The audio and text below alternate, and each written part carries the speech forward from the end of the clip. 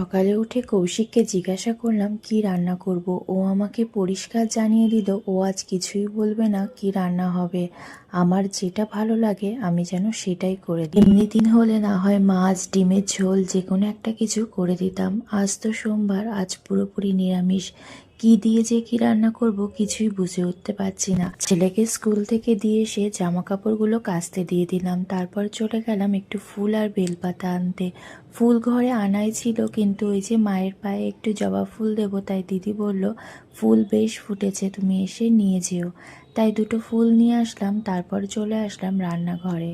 স্কুলে দেখি মোচাটা রয়েছে, ভাবলাম আজ যদি নিরামিষ তাহলে আজকে নিরামিষ করে একটু মোচা করা যাক। বাদাম রয়েছে ঘরে, তো বাদাম দিয়েই আজকে মোচাটা করব। কিছুটা উচ্ছে ঘরে ছিল, ওই যে আগের সপ্তাহে বাজার গেছিল তখন উচ্ছে নিয়ে এসেছিল জানো তো, আর আমার সেই উচ্ছেটা করাই হয়ে ওঠেনি।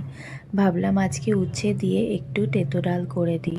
এবারে বাজার থেকে যে সিমগুলো এনেছে একদমই ভালো না, আগের বার যে সিমগুলো এনেছিল খুব ভালো ছিল।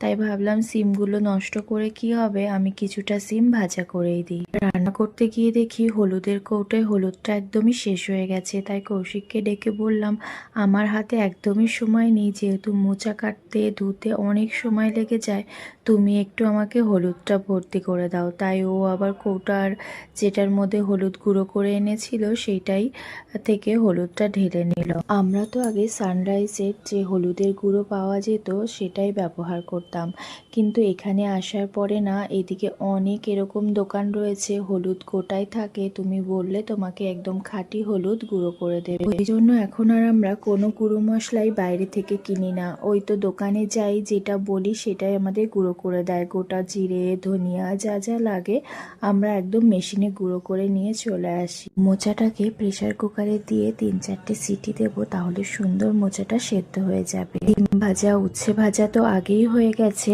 আর এদিকে ডালটাও হয়ে গেল। উচ্ছেটা একটু বেশিই ছিল, ওটুকু পুরোটাই করে দিয়েছি, সবটা কিন্তু ডালে দিইনি, কিছুটা ভাজা রেখে দিয়েছি। জানো তো যতবারই আমি এই মোচাটা রান্না করি না, রান্না করতে করতে বাবার হাতে খেয়েছিলাম একসময় একটা মোচার রেসিপি, তো ওটার কথা আমার খুব বেশি মনে পড়ে।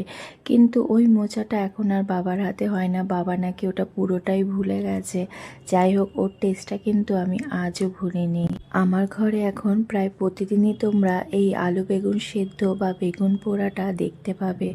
তো কৌশিক প্রথমে জিজ্ঞাসা করলো কি কি রান্না করছো, বলার পরে যেই শুনলো আলু বেগুন সেদ্ধ দিইনি, সাথে সাথে ফ্রিজ থেকে বেগুন বের করে দিল, আমাকে আলু বেগুন সেদ্ধ এখন রোজই দিতে হবে বলে। কালকের জামা কাপড়গুলো আর তুলিনি, তাই জামা কাপড়গুলো